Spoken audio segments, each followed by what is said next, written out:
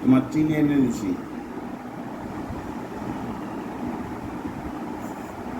ভুলে গেছি, মনে নেই।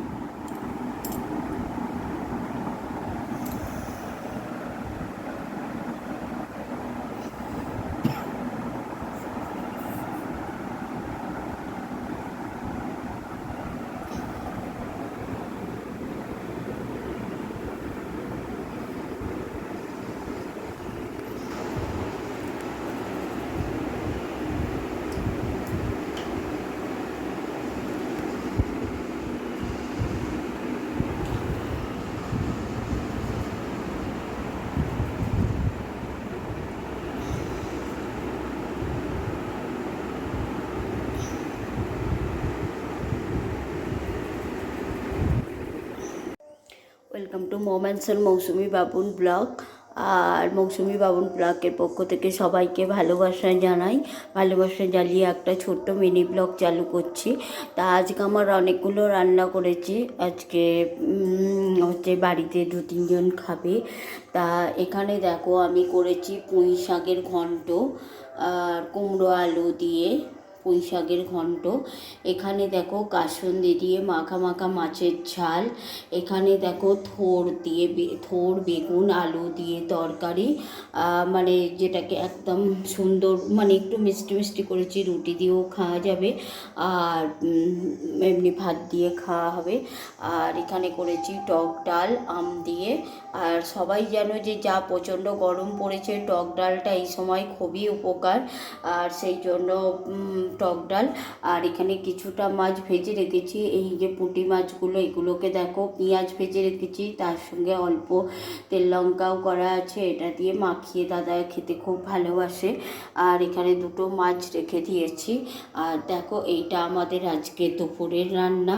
আর আম তো আছেই, আমটা ধুয়ে জলে কিছুক্ষণ ভিজিয়ে রেখেছিলাম, বড় আম, একটা বড় আম নিয়েছি। তারপর টক দই, আর টক দই আর আম মোটামুটি আমাদের এখন চললো।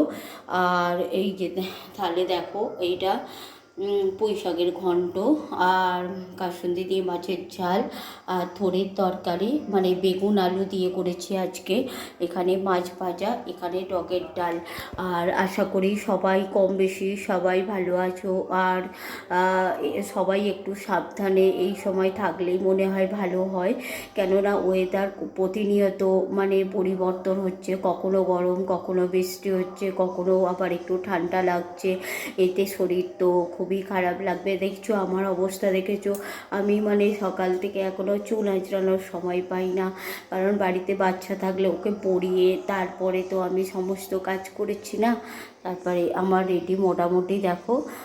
আর এই যে এই জিনিসগুলোকে এবারে আমি সার্ভ করব, তার আগে আমটা কেটে নিই।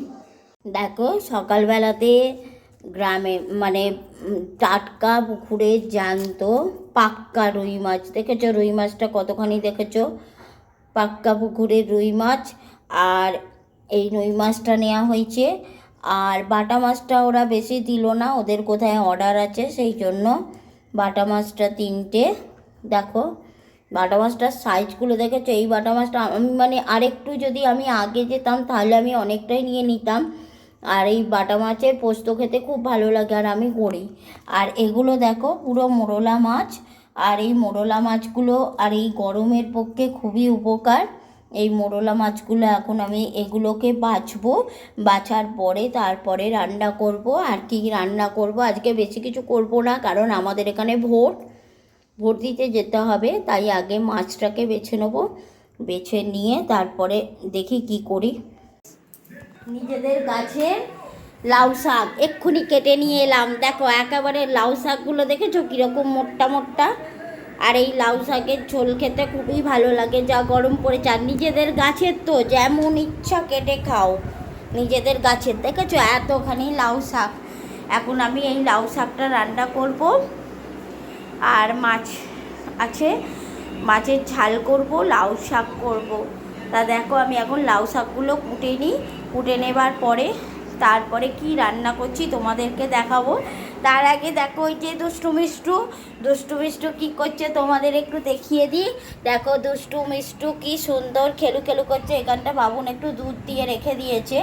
আর দুষ্টু মিষ্টুকে দেখো কি সুন্দর, দুষ্টু মিষ্টুকে তার একটা প্যান্ট বার করে দিয়েছে, দিয়ে তাতে বসে আছে দুষ্টু মিষ্টু।